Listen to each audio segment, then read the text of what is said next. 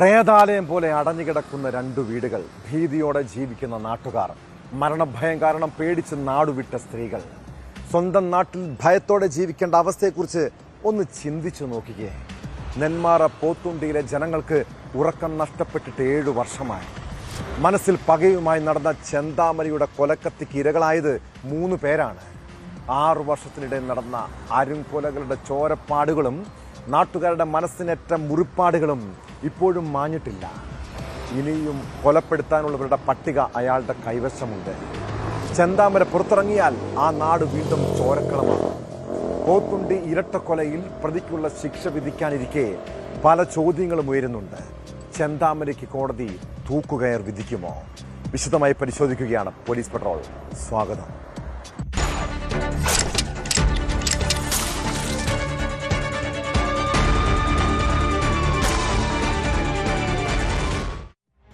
രണ്ടായിരത്തി 19 വരെ ഏറെ സന്തോഷത്തോടെ ജീവിച്ചിരുന്ന ഒരു ഗ്രാമം. അയൽവാസികൾ തമ്മിൽ ചെറിയ വഴക്കും പ്രശ്നങ്ങളുമൊക്കെ ഉണ്ടായിരുന്നുവെങ്കിലും അതൊക്കെ വെറും സൗന്ദര്യപ്പിണക്കം മാത്രമായിരുന്നു.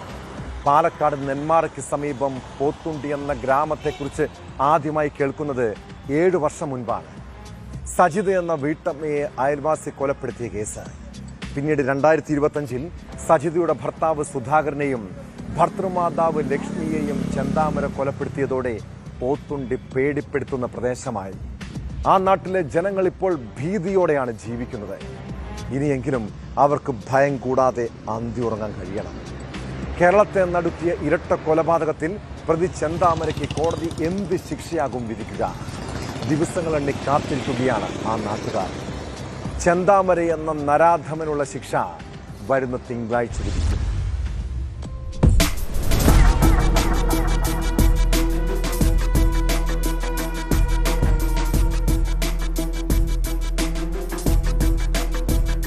കഴിഞ്ഞ ദിവസം കോടതിയിലെത്തിച്ചപ്പോഴേ നമ്മൾ കണ്ടതാണ് അക്ഷോഭ്യനായ ചെന്താമരയെ. 3 പേരെ കൊന്നതിൻ്റെ ഒരു മനസ്താപവുമില്ല. കോടതി ചോദിച്ചതിന് അതേ നാണയത്തിൽ മറുപടി. കുറ്റക്കാരനാണെന്ന് വിധിച്ച ജഡ്ജി കെന്നത്ത് ജോർജ് ചെന്താമരയ്ക്ക് മാനസിക പ്രശ്നങ്ങളില്ലാലോ എന്ന് ചോദിച്ചപ്പോൾ ആര് പറഞ്ഞു മാനസിക രോഗം ഉണ്ട് എന്നായിരുന്നു മറുചോദ്യം. പുറത്തിറങ്ങിയാൽ വീണ്ടും ആളുകളെ വകവരുത്തുമെന്ന് പറയാതെ പറഞ്ഞു. ഒടുവിൽ ശിക്ഷാവിധിയിലുള്ള വാദപ്രതിവാദത്തിൽ ചെന്താമര മുന്നോട്ട് വെച്ച നിർദ്ദേശം സുധാകരൻ്റെയും സജിതയുടെയും പെൺമക്കൾക്ക് തനിക്ക് ജയിലിൽ നിന്ന് ലഭിക്കുന്ന കൂലി കൊണ്ട് സാമ്പത്തിക സഹായം നൽകാം എന്നായിരുന്നു. അഭിഭാഷകർക്ക് മുന്നിൽ കരഞ്ഞതായും മിറ്റിഗേഷൻ കമ്മിറ്റിയുടെ റിപ്പോർട്ടിൽ പറയുന്നു. കോടതിക്ക് പക്ഷേ ഇതിലൊന്നും വിശ്വാസം വന്നിട്ടില്ല. ഇൻവെസ്റ്റിഗേഷൻ റിപ്പോർട്ടും മിറ്റിഗേറ്റഡ് റിപ്പോർട്ടും സെപ്പറേറ്റ് ആയിട്ടാണ് ഫയൽ ചെയ്തിരിക്കുന്നത്. മിറ്റിഗേറ്റിംഗ് റിപ്പോർട്ടിന് പോയത് വേറെ 2 വക്കീലന്മാരാണ്. ഡിഫൻസ് കൗൺസിലിൽ നിന്ന് വേറെ 2 വക്കീലന്മാരാണ്. മറ്റേ അത് കൺസോളിഡേറ്റ് ചെയ്തിട്ടാണ് ചീഫ് ഒരു മിറ്റിഗേറ്റിംഗ് റിപ്പോർട്ട് ഫയൽ ചെയ്തിട്ടുള്ളത്. ആ ഇൻവെസ്റ്റിഗേഷൻ റിപ്പോർട്ടിൽ ചീഫിൻ്റെ മിറ്റിഗേറ്റിംഗ് റിപ്പോർട്ടിൽ പറഞ്ഞിട്ടുള്ള കാര്യങ്ങളൊന്നും പറഞ്ഞിട്ടില്ല. ഈ ഇൻവെസ്റ്റിഗേഷൻ റിപ്പോർട്ട് എന്ന് പറയുന്നതും അയാളുടെ അടുത്ത് ചോദിച്ച ചോദ്യങ്ങളുടെ ഉത്തരങ്ങളും മാത്രമാണ് എഴുതിയിട്ടുള്ളത്. ആ ഉത്തരങ്ങളൊന്നും ഈ മിറ്റിഗേറ്റിംഗ് റിപ്പോർട്ടിൽ പറഞ്ഞിട്ടുള്ള കാര്യങ്ങൾ എങ്ങനെ വന്നു എന്നുള്ളത് യാതൊരു അടിസ്ഥാനം കാണുന്നില്ല. പ്രോസിക്യൂഷനും ശക്തിയുക്തം നിയമസഹായ വേദിയുടെ റിപ്പോർട്ടിനെ എതിർത്തു. വിചാരണയിലുടനീളം പശ്ചാത്താപമോ മനസ്താപമോ ചെന്താമര പ്രകടിപ്പിച്ചില്ലെന്ന് പറഞ്ഞാണ് പ്രോസിക്യൂഷൻ പ്രതിരോധിച്ചത്. 14-15 തീയതികളിലായി ചെന്താമരയെ ജയിലിൽ സന്ദർശിച്ച നിയമസഹായ വേദി അഭിഭാഷകരായ വിജിനും രാധാകൃഷ്ണനും നൽകിയ റിപ്പോർട്ടിന്റെ അടിസ്ഥാനത്തിലായിരുന്നു chief defence council mitigation report തയ്യാറാക്കിയത്. പാപിയെയല്ല പാപത്തെയാണ് വെറുക്കേണ്ടത് എന്ന ബൈബിൾ വാക്യം ഉദ്ധരിച്ചാണ് വധശിക്ഷയിൽ നിന്ന് ഒഴിവാക്കണമെന്ന് ചെന്താമരയുടെ അഭിഭാഷകൻ വാദിച്ചത്. 1 മണിക്കൂറിലേറെ ശിക്ഷാവിധിയിലുള്ള വാദം നീണ്ടു. പരമാവധി ശിക്ഷ ലഭിക്കും എന്ന് തന്നെയാണ് സുധാകരന്റെ കുടുംബത്തിന്റെ പ്രതീക്ഷ. കഴിഞ്ഞ ദിവസം കോടതിയിലെത്തിയ അവർ ഇതുതന്നെയാണ് മാധ്യമങ്ങളോടും പറഞ്ഞത്. അയാള് നല്ലപോലെ വേദനിച്ച് തന്നെ പരമാവധി ശിക്ഷ അയാൾക്ക് കിട്ടും. കോടതിയിൽ വെച്ചിട്ട് അയാൾ നല്ലപോലെ തൂക്കിക്കൊല്ലണമെങ്കിൽ കൊന്നോളം പറഞ്ഞിട്ടുണ്ട്. ഞങ്ങൾക്കും ഞങ്ങളുടെ അച്ഛനും എല്ലാവരും പോയി അയാൾക്ക് തക്കതായിട്ടുള്ള ശിക്ഷ തന്നെ അയാൾക്ക് കൊടുക്കണമെന്നാണ് പറയുന്നത്. അയാളുടെ മറുപടി കേട്ട് പേടി തോന്നുന്നുണ്ടോ? നല്ലോണം പേടിയുണ്ട്. അയാൾക്ക് ഒന്നിനെയും പേടിയില്ല. അയാൾക്ക് തക്കതായിട്ടുള്ള ശിക്ഷ തന്നെ കൊടുക്കണം. 3 പേരുടെ ജീവനാണ് ചെന്താമര 2 തവണകളിലായി ഇല്ലാതാക്കിയത്. അന്ധവിശ്വാസമാണ് ഈ കൊലപാതകങ്ങൾക്ക് പിന്നിൽ എന്ന് പറയപ്പെടുന്നു. എന്തുതന്നെയായാലും ഇങ്ങനെയൊരു ക്രിമിനൽ നാടിന് വലിയ ഭീഷണിയാണ്. അത് തിരിച്ചറിഞ്ഞ് കോടതി തിങ്കളാഴ്ച തക്കതായ ശിക്ഷ വിധിക്കുമെന്നാണ് കേരളം പ്രതീക്ഷിക്കുന്നത്.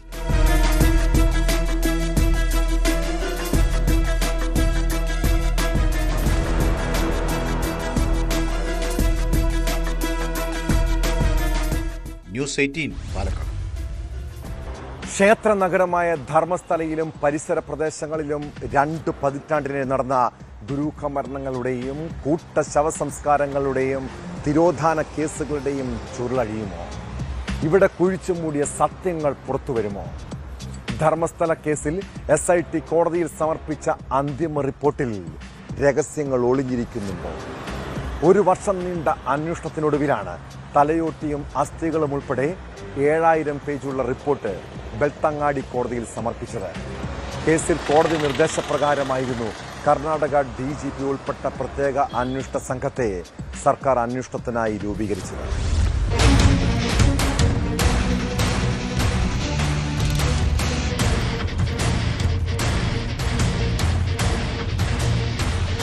ബെൽത്തങ്ങാടി താലൂക്കിലെ ധർമ്മസ്ഥലയിൽ പ്രായപൂർത്തിയാകാത്ത പെൺകുട്ടികളുടേതടക്കം നിരവധി മൃതദേഹങ്ങൾ കുഴിച്ചിട്ടുണ്ടെന്ന വെളിപ്പെടുത്തലിൽ SIT അന്വേഷണം പൂർത്തിയാക്കി കോടതിയിൽ റിപ്പോർട്ട് സമർപ്പിച്ചു. 1 വർഷം നീണ്ട അന്വേഷണത്തിനൊടുവിൽ ബെൽത്തങ്ങാടി കോടതിയിലാണ് SIT സംഘം അന്തിമ റിപ്പോർട്ട് സമർപ്പിച്ചത്.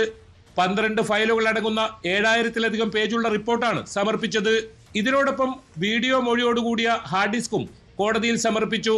കേസിൽ 255 സാക്ഷികളുടെ മൊഴികൾ രേഖപ്പെടുത്തിയിട്ടുണ്ട്. ഒപ്പം ഫോറൻസിക് ലാബിലേക്ക് അയച്ച മനുഷ്യ തലയോട്ടികൾ, അസ്ഥികൂടങ്ങൾ, മൊബൈൽ ഫോണുകൾ, രേഖകൾ എന്നിവയുൾപ്പെടെ എല്ലാ വസ്തുക്കളും SIT ഉദ്യോഗസ്ഥർ ബെൽത്തങ്ങാടി കോടതിയിൽ ഹാജരാക്കിയിട്ടുണ്ട്. SIT റിപ്പോർട്ട് സമർപ്പിക്കുന്നതിനിടയിൽ ധർമ്മസ്ഥല കൂട്ടക്കൊലപാതക പരമ്പര എന്ന് വെളിപ്പെടുത്തൽ നടത്തിയ ചിന്നയ്യയും ഭാര്യയോടൊപ്പം കോടതി പരിസരത്തെത്തിയിരുന്നു. ധർമ്മസ്ഥല കേസിൽ കോടതിയിൽ ചിന്നയ്യയുടെ വാദം കേൾക്കാനുണ്ടായിരുന്നു. വാദം കേട്ട കോടതി കേസ് ഓഗസ്റ്റ് 29 മാറ്റിയിട്ടുണ്ട്. അന്വേഷണം പൂർത്തിയാക്കി SIT റിപ്പോർട്ട് സമർപ്പിച്ചതോടെ ധർമ്മസ്ഥല കേസിൽ ഇനി കോടതി വിധി നിർണായകമാകും.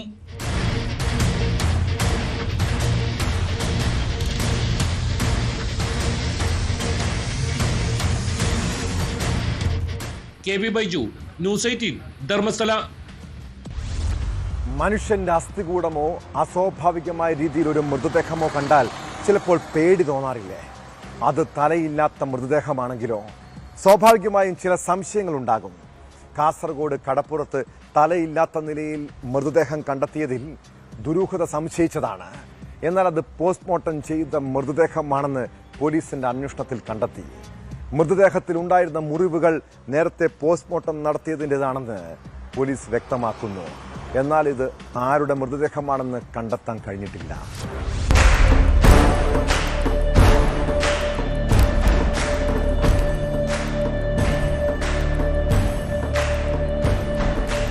കാസർഗോഡ് കടപ്പുറത്ത് തലയില്ലാത്ത മൃതദേഹം കണ്ടെത്തിയതിൽ ദുരൂഹതയേറുന്നു. കടലിൽ ഒഴുകിയെത്തിയത് പോസ്റ്റ്മോർട്ടം ചെയ്ത മൃതദേഹമാണെന്നതാണ് ദുരൂഹത വർദ്ധിപ്പിക്കുന്നത്. മൃതദേഹത്തിലുണ്ടായിരുന്ന മുറിവുകൾ പോസ്റ്റ്മോർട്ടം നടത്തിയതാണെന്ന് പോലീസ് പറഞ്ഞു. കേരളത്തിൽ പോസ്റ്റ്മോർട്ടം ചെയ്ത മൃതദേഹമല്ല ഇതെന്നും കണ്ടെത്തിയിട്ടുണ്ട്. മൃതദേഹത്തിന്റെ പ്രായം നിർണ്ണയിക്കാനായിട്ടില്ല. സംഭവത്തിൽ പോലീസ് കൂടുതൽ അന്വേഷണത്തിലേക്ക് കടന്നിരിക്കുകയാണ്. കഴിഞ്ഞ ശനിയാഴ്ചയായിരുന്നു നെല്ലിക്കുന്ന് കടപ്പുറത്ത് തലയില്ലാത്ത മൃതദേഹം കരയ്ക്കടിഞ്ഞത്. 1.5 മാസം പഴക്കമുള്ള പുരുഷ മൃതദേഹമായിരുന്നു ഇത്. മത്സ്യത്തൊഴിലാളികളാണ് ആദ്യം മൃതദേഹം കണ്ടത്. മൃതദേഹത്തിൽ കാലിലെ മാംസഭാഗങ്ങളും വേർപെട്ട നിലയിലായിരുന്നു. അസ്ഥികൾ പുറത്തേക്ക് തള്ളിയിട്ടുണ്ട്. എവിടെയെങ്കിലും കുഴിച്ചിട്ട മൃതദേഹം തിരമാലയിൽപ്പെട്ട് ഒഴുകിയെത്തിയതാണോ എന്നതടക്കം പോലീസ് പരിശോധിക്കുകയാണ്.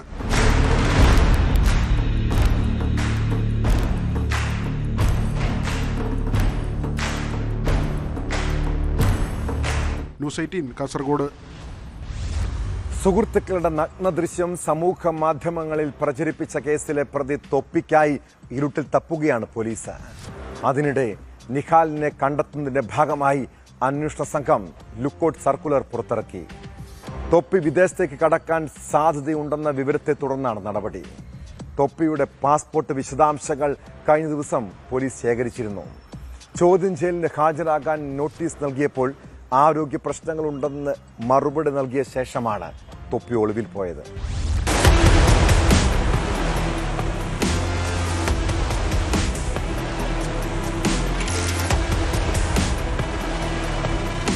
നിറയെ വിവാദങ്ങളുണ്ടാക്കിയ, പലപ്പോഴും സഭ്യതയുടെ അതിരുകൾ ഭേദിച്ച തൊപ്പിയുടെ യൂട്യൂബ് ചാനൽ പൂട്ടിച്ചപ്പോഴേ പോലീസ് കടുത്ത നീക്കത്തിലേക്ക് പോവുകയാണെന്ന് വ്യക്തമായിരുന്നു. തൊപ്പിയുടെ ഇടപെടലുകൾ വലിയ ആശങ്ക സൃഷ്ടിക്കുന്നുവെന്ന സുരക്ഷാ ഏജൻസികളുടെ റിപ്പോർട്ടിന്റെ അടിസ്ഥാനത്തിലായിരുന്നു നടപടി. ഇപ്പോൾ എങ്ങനെയും തൊപ്പിയെ പൂട്ടാനുള്ള ശ്രമത്തിലാണ് പോലീസ്. ആദ്യപടിയായി ലുക്കൌട്ട് നോട്ടീസ് പുറത്തിറക്കി. വിദേശത്തേക്ക് മുങ്ങിയേക്കുമെന്ന സൂചനയുടെ അടിസ്ഥാനത്തിലാണ് ഇത്. തെരച്ചിലും പോലീസ് ഊർജിതമാക്കിയിട്ടുണ്ട്. മൊഴി രേഖപ്പെടുത്താൻ ഹാജരാവണമെന്നാവശ്യപ്പെട്ട് തൊപ്പിക്കും സുഹൃത്തുക്കൾക്കും നോട്ടീസ് നൽകിയിരുന്നു. ഇതുവരെ ആരും ഹാജരായിട്ടില്ല. തൊപ്പിയാകട്ടെ ആരോഗ്യപ്രശ്നങ്ങൾ ചൂണ്ടിക്കാട്ടി ഹാജരാകുന്നതിൽ നിന്ന് ഒഴിവായതിനു പിന്നാലെ ഒളിവിലും പോയി. മുൻകൂർ ജാമ്യാപേക്ഷയ്ക്ക് അപേക്ഷ നൽകിയിരുന്നുവെങ്കിലും എതിർത്ത് പോലീസ് റിപ്പോർട്ട് നൽകിയിട്ടുണ്ട്. അശ്ലീല ദൃശ്യങ്ങൾ സമൂഹമാധ്യമങ്ങളിൽ പോസ്റ്റ് ചെയ്ത സംഭവത്തിൽ തൊപ്പിക്കെതിരെ ആലുവ റൂറൽ സൈബർ പോലീസാണ് IT നിയമപ്രകാരം കേസെടുത്തത്. സുഹൃത്തുക്കളുടെ നഗ്ന വീഡിയോയാണ് തൊപ്പി പോസ്റ്റ് ചെയ്തതെന്ന് FIR-ൽ പറയുന്നു. ലൈവ് സ്ട്രീമിൽ അധിക്ഷേപ പരാമർശം നടത്തിയെന്ന കേസിൽ തൊപ്പിയുടെ സുഹൃത്ത് നിഹാദ് എന്ന മുഹമ്മദ് മമ്മുവിനെ പോലീസ് അറസ്റ്റ് ചെയ്തിരുന്നു. മഞ്ചേരി പോലീസാണ് ഇയാളെ അറസ്റ്റ് ചെയ്തത്. കോഴിക്കോട് സ്വദേശിനി നൽകിയ പരാതിയിലായിരുന്നു അറസ്റ്റ്. ജൂൺ 10-ാം തീയതി രാത്രി 10 മണി മുതൽ 4 മണിക്കൂർ നീണ്ട യൂട്യൂബ് ലൈവ് സ്ട്രീമിംഗിനിടെയായിരുന്നു തൊപ്പിയുടെ കൂട്ടാളിയായിരുന്ന മമ്മു സ്ത്രീത്വത്തെ അപമാനിക്കുന്ന രീതിയിലുള്ള പരാമർശം നടത്തിയത്. ഇതിനെതിരെ യുവതി പോലീസിൽ പരാതി നൽകുകയായിരുന്നു. ഈ കേസിൽ തൊപ്പിയും പ്രതിയാണ്. യുവതിയുടെ പരാതിയിൽ 4 പേർക്കെതിരെയായിരുന്നു മഞ്ചേരി പോലീസ് കേസ് രജിസ്റ്റർ ചെയ്തത്. സമാനമായ മറ്റൊരു പരാതി കൂടി ആലുവ പോലീസിന് ലഭിച്ചതിന്റെ അടിസ്ഥാനത്തിൽ തൊപ്പിക്കും മമ്മുവിനുമെതിരെ ഒരു കേസുകൂടി പോലീസ് എടുത്തിട്ടുണ്ട്. തൊപ്പി ഒളിവിൽ കഴിയാനിടയുള്ള സ്ഥലങ്ങൾ കണ്ടെത്തി പോലീസ് നിരീക്ഷണം ശക്തമാക്കി. തൊപ്പിയുമായി ആശയവിനിമയം നടത്തിയിരുന്നവരുടെ ഫോണുകളും നിരീക്ഷണത്തിലാണ്.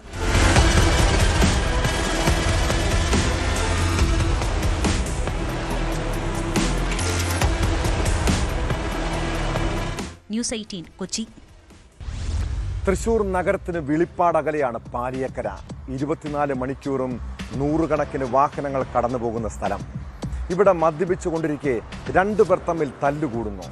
അവരിലൊരാൾ രണ്ടാമത്തെയാളെ കല്ലുകൊണ്ട് തലക്കടിച്ച് കൊലപ്പെടുത്തുന്നു. പിന്നീട് ഓടി രക്ഷപ്പെട്ടു. നമ്മുടെ പോലീസ് അങ്ങനെ ഒരു പ്രതിയെയും രക്ഷപ്പെടാൻ സമ്മതിക്കാറില്ല. അന്വേഷണ സംഘം പിന്നാലെ എത്തി കൊലയാളിയെ പൊക്കി. തലവണിക്കര സ്വദേശി ചന്ദ്രനെ കൊലപ്പെടുത്തിയ കേസിൽ തമിഴ്നാട് ധർമ്മപുരി സ്വദേശി പ്രഭാകരനാണ് പോലീസിന്റെ പിടിയിലായത്.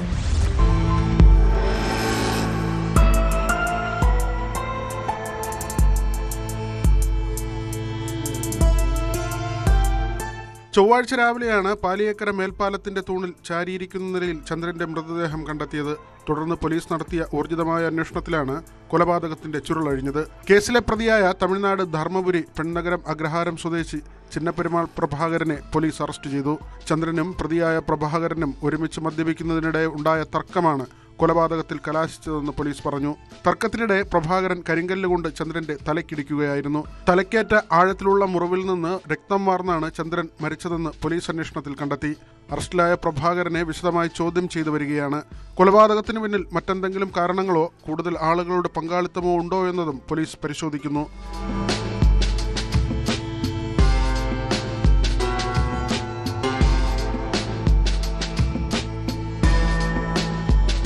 ന്യൂസ് 18 തൃശൂർ.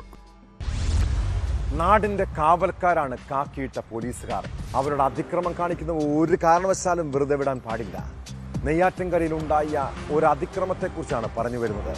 സാമ്പത്തിക തട്ടിപ്പ് കേസിലെ പ്രതിയെ പിടിക്കാൻ ബൈക്കിൽ പോയ പോലീസുകാരെയാണ് ഗുണ്ടാ സംഘം വാഹനം ഇടിച്ചു തെറിപ്പിച്ച് കൊലപ്പെടുത്താൻ ശ്രമിച്ചത്. അപകടത്തിൽ SI ഉൾപ്പെടെയുള്ള പോലീസുകാർക്ക് ഗുരുതരമായി പരിക്കേറ്റു. നെയ്യാറ്റിൻകര കേന്ദ്രമാക്കി പ്രവർത്തിക്കുന്ന നടരാജ് ഫിനാൻസ് ഉടമ സനൂജിനെ പോലീസ് പിടികൂടിയിട്ടുണ്ട്.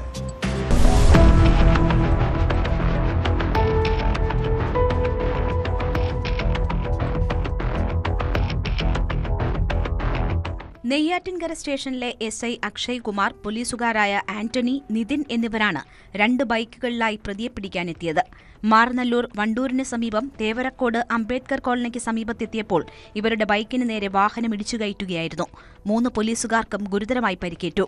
പോലീസുകാർ തേടിയെത്തിയ നടരാജ് ഫിനാൻസിന്റെ ഉടമ സനൂജ് തന്നെയാണ് അതിക്രമം നടത്തിയത്.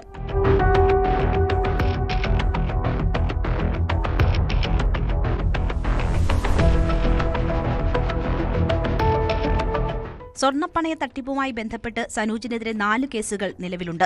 വിവിധ വ്യക്തികളിൽ നിന്ന് 4 കോടിയോളം രൂപ തട്ടിയെടുത്തു എന്നാണ് കേസ്. 2ാം പ്രതി ശ്രീജിത്തിനെ 2 ദിവസം മുൻപ് നെയ്യാറ്റിൻകര പോലീസ് പിടികൂടിയിരുന്നു. ഇയാളെ ചോദ്യം ചെയ്തതിന്റെ അടിസ്ഥാനത്തിലാണ് തേവരക്കോട്ട് സനൂജ് ഉണ്ടെന്ന വിവരം പോലീസിന് ലഭിക്കുന്നത്. തുടർന്ന് തേടിയെത്തിയ പോലീസിനെ വാഹനത്തിലിരിക്കുകയായിരുന്ന സനൂജ് ഇടിച്ചു തെറിപ്പിച്ച് കടന്നുകളയാൻ ശ്രമിക്കുകയായിരുന്നു. പോലീസുകാരുടെ ബൈക്കുകൾ സനൂജിന്റെ ജീപ്പിനടിയിൽ അകപ്പെട്ടു. സംഭവത്തെ തുടർന്ന് പ്രദേശത്ത് പോലീസ് കർശന നിരീക്ഷണം തുടങ്ങി. പോലീസിനെ വെട്ടിച്ച് തമിഴ്നാട്ടിലേക്ക് കടക്കാൻ ശ്രമിക്കുമ്പോഴാണ് സനോജ് പിടിയിലായത്.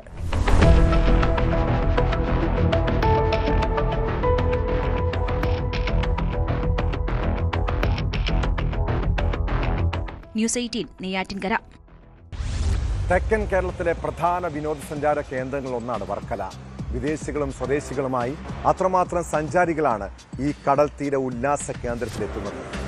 അവിടെ കഴിഞ്ഞ ദിവസമുണ്ടായ ഒരു അക്രമ സംഭവം വിനോദസഞ്ചാരികളെ ഭീതിയിലാക്കുന്നതാണ്.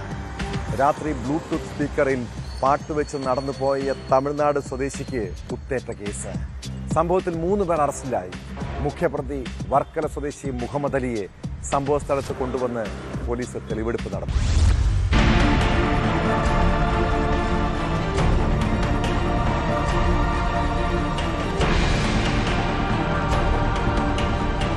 തഞ്ചാവൂർ സ്വദേശി സുദർശൻ എന്ന 19-കാരനാണ് അക്രമത്തിന് ഇരയായത്. പാപനാശം നോർത്ത് ക്ലിഫ് നടപ്പാതയിൽ വെച്ചായിരുന്നു സംഭവം. 14 സുഹൃത്തുക്കൾക്കൊപ്പമാണ് സുദർശൻ തിങ്കളാഴ്ച രാവിലെ വർക്കലയിൽ എത്തിയത്. നൈറ്റ് ലൈഫ് ആസ്വദിക്കുന്നതിനിടെ സുഹൃത്തുക്കളായ സതീശനും കുമുദനും ഒപ്പം സൗത്ത് ക്ലിഫ് നടപ്പാതയിലൂടെ ബ്ലൂടൂത്ത് സ്പീക്കറിൽ പാട്ടുകേട്ട് നടക്കുന്നതിനിടെയാണ് സംഭവമുണ്ടായത്. മറ്റു സുഹൃത്തുക്കൾ മുറിയിലായിരുന്നു. സ്പീക്കറിൽ ഉച്ചത്തിൽ പാട്ടുവച്ചതിനെ ചൊല്ലി പ്രദേശവാസികളായ 3 യുവാക്കൾ ചോദ്യം ചെയ്യുകയും തുടർന്ന് ഇരുകൂട്ടരും തമ്മിൽ വാക്കുതർക്കവും അടിപിടിയും ഉണ്ടാവുകയും ചെയ്തു. ഇതിനിടെയാണ് സുദർശന് കുത്തേറ്റത്. സുദർശന്റെ വയറിന്റെ വലതുഭാഗത്തും തോളിലും മുതുകത്തും കുത്തേറ്റു. അക്രമികളായ 3 പേരിൽ 2 പേർ 18 വയസ്സ് പൂർത്തിയാകാത്തവരാണ്. മറ്റൊരാൾ കുരക്കണ്ണി സ്വദേശി മുഹമ്മദ് അലിയാണ്. ഇയാളെയാണ് സംഭവസ്ഥലത്തെത്തിച്ച തെളിവെടുത്തത്. പ്രായപൂർത്തിയാകാത്ത മറ്റ് 2 പേർക്കും എതിരെ ജുവനൈൽ നടപടി സ്വീകരിച്ചു. സംഭവശേഷം ഓടി രക്ഷപ്പെടാൻ ശ്രമിച്ച പ്രതികളെ ഏകദേശം 1 കിലോമീറ്ററോളം പിന്തുടർന്നാണ് പോലീസ് കീഴ്പ്പെടുത്തിയത്. പരുക്കേറ്റ സുദർശനെ ആദ്യം വർക്കല താലൂക്ക് ആശുപത്രിയിൽ പ്രവേശിപ്പിച്ചെങ്കിലും ഗുരുതരാവസ്ഥയെ തുടർന്ന് തിരുവനന്തപുരം മെഡിക്കൽ കോളേജ് ആശുപത്രിയിലേക്ക് മാറ്റി.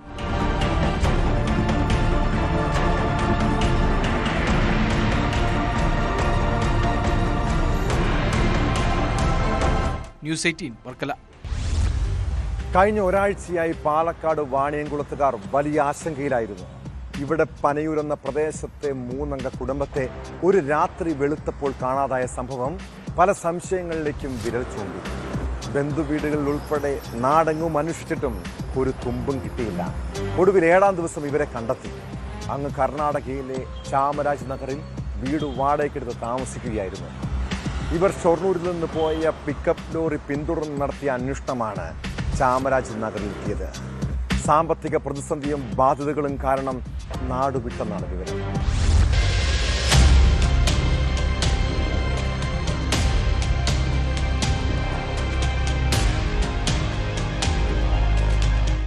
ഒൻപതാം തീയതിയാണ് ഷൊർണൂർ വാണിയംകുളം പനയൂരിൽ നിന്ന് ബാബു ഭാസ്കർ, ഭാര്യ രമാദേവി, മകൻ വിഷ്ണു എന്നിവരെ കാണാതായത്.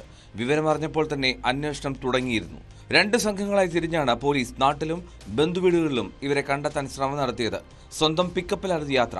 പുലർച്ചെ പനയൂരിലെ വീട്ടിൽ നിന്ന് പുറപ്പെട്ട ഇവർ ചെർപ്പുളശ്ശേരി വഴി മലപ്പുറം ജില്ലയിലേക്ക് പ്രവേശിച്ചത് പോലീസിന്റെ CCTVയിൽ പതിഞ്ഞിരുന്നു. 3 പേരും മൊബൈൽ ഫോൺ സ്വിച്ച് ഓഫ് ചെയ്തിട്ടായിരുന്നു യാത്ര. ഇത് പോലീസിനെ ആകെ വലച്ചു. പിന്നെ മലബാറിലെ പോലീസിന്റെ വിവിധ CCTV ക്യാമറകൾ കേന്ദ്രീകരിച്ചായി അന്വേഷണം. നാടുകാണി ചുരം വഴി ഇവർ സഞ്ചരിച്ച വാഹനം കർണാടക ബോർഡർ കടന്നുവെന്നും മണിക്കൂറുകൾക്ക് ശേഷം അതേ വാഹനം തിരികെ വന്നതായും വഴിയിൽ ഉപേക്ഷിച്ചതായും പോലീസ് കണ്ടെത്തി. സൂക്ഷ്മമായി പരിശോധിച്ചപ്പോൾ ചുരം കടന്ന വാഹനത്തിൽ വിഷ്ണുവും അച്ഛനും അമ്മയും ഉണ്ടായിരുന്നു. തിരികെ വന്നപ്പോൾ വിഷ്ണു മാത്രമായിരുന്നു ഉണ്ടായിരുന്നത്. ഇത് ചെറിയ ആശങ്കയ്ക്ക് കാരണമായി. എന്നാൽ ഇതിൽ പിടിച്ചുള്ള അന്വേഷണത്തിൽ ഇവർ ചാമരാജ് നഗറിൽ വീട് വാടകയ്ക്കെടുത്തിരുന്നുവെന്നും അച്ഛനെയും അമ്മയും അവിടെയാക്കി വിഷ്ണു മടങ്ങിവന്ന് വാഹനം ഉപേക്ഷിക്കുകയായിരുന്നുവെന്നും വ്യക്തമായി. വാഹനത്തിന്റെ പേരിൽ സാമ്പത്തിക ബാധ്യതയുള്ള ധനമിടപാട് സ്ഥാപനം വാഹനം ഏറ്റെടുത്തോട്ടെ എന്ന ലക്ഷ്യത്തിലാണ് റോഡിൽ ഉപേക്ഷിച്ചത്. അന്ന് രാത്രി വിഷ്ണു വാഹനത്തിൽ തന്നെ കിടന്നുറങ്ങി. ഉപേക്ഷിച്ച സ്ഥലത്തു നിന്നും പിറ്റേ ദിവസം രാവിലെ ബസ്സിൽ വാടക വീട്ടിലെത്തുകയായിരുന്നു. സാമ്പത്തിക പ്രതിസന്ധി തന്നെയാണ് നാടുവിട്ടു പോകാൻ കാരണമായതെന്ന് പോലീസിനോട് പറഞ്ഞു. 300ഓളം CCTV ക്യാമറകളാണ് ഇവർക്ക് വേണ്ടി പോലീസ് പരിശോധിച്ചത്. കേരളത്തിലെയും കർണാടകയിലും ഉൾപ്പെടെ പല ആരാധനാലയങ്ങളിലും ലോഡ്ജുകളിലും പോലീസ് അന്വേഷിച്ചു. ഒടുവിലാണ് കർണാടക മൈസൂർ റോഡിൽ നിന്ന് 7 കിലോമീറ്ററോളം മാറി ഉൾഗ്രാമത്തിൽ ഒരു തോട്ടത്തിനുള്ളിൽ വാടക വീട്ടിൽ നിന്ന് ഇവരെ കണ്ടെത്തിയത്. Shoranur SI KP Ashwin, senior civil police officer Sajeesh, civil police officer Suji Shekhar എന്നിവരുടെ നേതൃത്വത്തിലുള്ള സംഘവും circle inspector P Vishnu, ASI Anilkumar, civil police officer Sandeep, Subhash എന്നിവരും ഡാൻസ് ഓഫ് അംഗങ്ങളും ചേർന്ന മറ്റൊരു സംഘവുമാണ് കാണാതായവർക്കായി അന്വേഷണം നടത്തിയത്.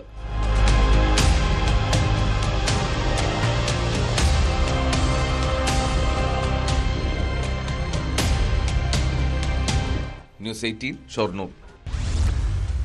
അവയവമാറ്റ ശസ്ത്രക്രിയകൾക്കായി രോഗികളെ ആശുപത്രിയിലെത്തിച്ചാൽ കമ്മീഷൻ.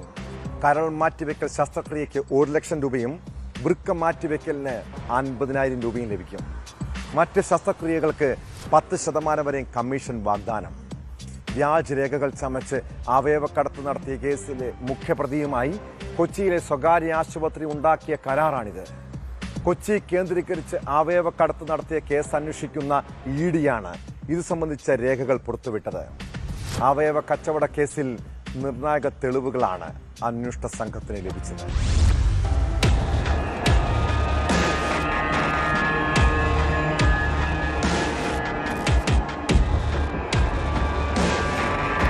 അവയവക്കടത്തിൽ വ്യാജരേഖ ചമച്ച കേസിലെ മുഖ്യപ്രതി മുഹമ്മദ് നജീബിന്റെ നേതൃത്വത്തിലുള്ള കല്ലട്രാസ് മെഡിക്കൽ ടൂറിസം സ്ഥാപനവും കൊച്ചിയിലെ സ്വകാര്യ ആശുപത്രിയും തമ്മിൽ കമ്മീഷൻ കരാർ ഉണ്ടായിരുന്നതിന്റെ രേഖകളാണ് പുറത്തുവന്നത്. 2025 ഒക്ടോബറിൽ ഒപ്പുവെച്ച കരാർ പ്രകാരം അവയവമാറ്റ ശസ്ത്രക്രിയകൾക്കായി രോഗികളെ ആശുപത്രിയിലെത്തിക്കുന്നതിന് മുഹമ്മദ് നജീബിന് കമ്മീഷൻ നൽകാമെന്നായിരുന്നു ധാരണ. കരൾ മാറ്റിവെക്കൽ ശസ്ത്രക്രിയയ്ക്ക് 1 ലക്ഷം രൂപയും വൃക്ക മാറ്റിവെക്കൽ ശസ്ത്രക്രിയയ്ക്ക് 50,000 രൂപയും കമ്മീഷനായി നൽകുമെന്ന് കരാറിൽ വ്യക്തമാക്കുന്നു. മറ്റ് ശസ്ത്രക്രിയകൾക്ക് 10% വരെ കമ്മീഷൻ നൽകാമെന്നും രേഖകളിലുണ്ട്. കരാറിൽ രേഖപ്പെടുത്തിയ തുകയേക്കാൾ 10 മടങ്ങ് വരെ കമ്മീഷൻ അവയവ റാക്കറ്റിലെ ഇടനിലക്കാർക്ക് നൽകിയിട്ടുണ്ടെന്ന വിവരവും അന്വേഷണ ഏജൻസികൾക്ക് ലഭിച്ചിട്ടുണ്ട്. ഇതോടെ ആശുപത്രിയും ഇടനിലക്കാരും തമ്മിലുള്ള സാമ്പത്തിക ഇടപാടുകളുടെ വ്യാപ്തി വിശദമായി പരിശോധിച്ചു വരികയാണ് ED. സാമ്പത്തികമായി പിന്നോക്കം നിൽക്കുന്നവരെ വ്യാജ ആധാർ കാർഡുകളും വ്യാജ ബന്ധു സർട്ടിഫിക്കറ്റുകളും ഉപയോഗിച്ച് അവയവദാനത്തിന് പ്രേരിപ്പിച്ചുവെന്ന കേസിലാണ് അന്വേഷണം പുരോഗമിക്കുന്നത്. നിയമാനുമതിക്കായി വ്യാജരേഖകൾ തയ്യാറാക്കി അവയവമാറ്റ ശസ്ത്രക്രിയകൾ നടത്തിയ സംഘടിത ശൃംഖലയുടെ പ്രധാന കണ്ണിയാണ് മുഹമ്മദ് നജീബ് എന്നാണ് അന്വേഷണ സംഘത്തിന്റെ കണ്ടെത്തൽ. കേസിൽ അറസ്റ്റിലായ മുഹമ്മദ് നജീബ് നിലവിൽ റിമാൻഡിലാണ്. ഇയാളിൽ നിന്ന് ലഭിച്ച വിവരങ്ങളുടെ അടിസ്ഥാനത്തിൽ അന്വേഷണം കൂടുതൽ വ്യാപിപ്പിച്ചിട്ടുണ്ട്. ആശുപത്രിയുമായുള്ള കരാർ, സാമ്പത്തിക ഇടപാടുകൾ, കമ്മീഷൻ കൈമാറ്റം എന്നിവയും അന്വേഷണത്തിന്റെ ഭാഗമായി പരിശോധിച്ചു വരികയാണ്. അതേസമയം കേസുമായി ബന്ധപ്പെട്ട് എൻഫോഴ്സ്മെന്റ് ഡയറക്ടറേറ്റ് ആശുപത്രിയിലെ ഡോക്ടർമാരെയും മാനേജ്മെന്റ് പ്രതിനിധികളെയും മണിക്കൂറുകളോളം ചോദ്യം ചെയ്തു. അവയവമാറ്റ ശസ്ത്രക്രിയകളുമായി ബന്ധപ്പെട്ട സാമ്പത്തിക ഇടപാടുകൾ, കരാർ രേഖകൾ, പണമിടപാടുകൾ, ഇടനിലക്കാരുടെ പങ്ക് എന്നിവയാണ് ED പ്രധാനമായും പരിശോധിച്ചത്.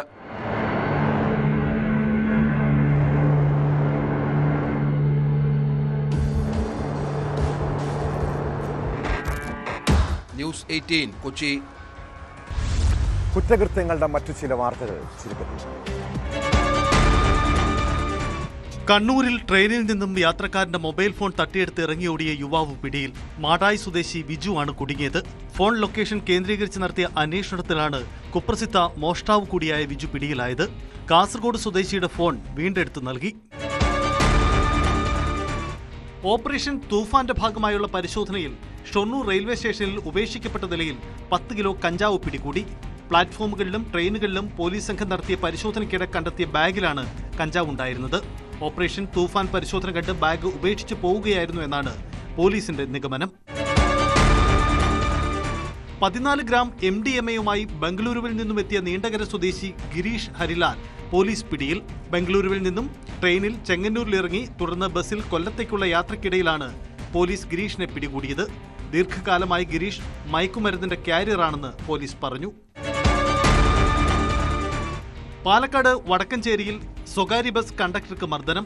വടക്കഞ്ചേരി മംഗലം ഡാം റൂട്ടിൽ സർവീസ് നടത്തുന്ന ബസ്സിലെ കണ്ടക്ടർ പൊൻകണ്ടം സ്വദേശി അജിക്കാണ് പരിക്കേറ്റത്. മുടപ്പല്ലൂരിൽ നിന്നും കയറിയ യുവാവാണ് വാക്കറ്റത്തെ തുടർന്ന് കണ്ടക്ടറെ മർദ്ദിച്ചത്. ബസ്സിൽ നിന്നും ഇറങ്ങിയ യുവാവ് സുഹൃത്തുക്കളോടൊപ്പം കാറിലെത്തി മംഗലം ഡാം പെട്രോൾ പമ്പിൽ ഡീസൽ അടിച്ചുകൊണ്ടിരുന്ന ബസ് ജീവനക്കാരനെ ക്രൂരമായി മർദ്ദിക്കുകയായിരുന്നു. അക്രമത്തിന്റെ CCTV ദൃശ്യങ്ങൾ പുറത്തുവന്നു. കൊല്ലം കടയ്ക്കലിൽ മോഷ്ടിച്ച ഇരുചക്ര വാഹനത്തിലെത്തി സ്റ്റേഷനറി കടയുടെ ഗ്ലാസ് തകർത്ത് കവർച്ച നടത്തിയ സംഭവത്തിൽ 2 യുവാക്കൾ പിടിയിലായി. തിരുവനന്തപുരം സ്വദേശികളായ ആദർശ്, യദുകൃഷ്ണൻ എന്നിവരെയാണ് കടയ്ക്കൽ പോലീസ് അറസ്റ്റ് ചെയ്തത്. കടയിൽ നിന്ന് മൊബൈൽ ഫോണുകളും പണവും കവർന്ന പ്രതികൾക്ക് പരിക്കേറ്റതിനെ തുടർന്ന് ചികിത്സ തേടിയെത്തിയപ്പോൾ കടയ്ക്കൽ താലൂക്ക് ആശുപത്രിയിൽ നിന്ന് പോലീസ് പിടികൂടുകയായിരുന്നു. ഇരുവരെയും കോടതിയിൽ ഹാജരാക്കി റിമാൻഡ് ചെയ്തു. ജീവിതത്തിൽ തെറ്റുപറ്റാത്തവർ ആരെങ്കിലും ഉണ്ടോ? അത് മനുഷ്യ സ്വാഭാവികമാണല്ലേ.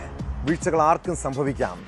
എന്നാൽ തെറ്റുപറ്റിയെന്ന് തോന്നിയാൽ അത് അംഗീകരിക്കുന്നവരാണോ നിങ്ങൾ? തിരുത്താൻ ശ്രമിക്കാറുണ്ടോ? പലരും ചെയ്യുന്നത് എന്താണ്? വീഴ്ചകളെ ന്യായീകരിക്കാൻ ശ്രമിക്കും.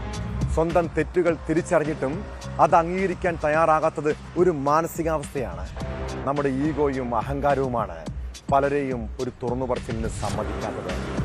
സ്വയം തിരുത്താൻ തയ്യാറാകാത്തതാണ് പല ഉന്നതരുടെയും വീഴ്ചയ്ക്ക് കാരണം. ചില വീഴ്ചകൾ തിരിച്ചറിവിന് വേണ്ടിയാണ്. ആ തിരിച്ചറിവില്ലാതെ പോകുമ്പോഴാണ് ജീവിതത്തിൽ വലിയ ദുരന്തങ്ങൾ പോലും സംഭവിക്കുന്നത്. ഇതോടെ പോലീസ് പട്രോൾ പൂർണ്ണമാകുന്നു. നമസ്കാരം.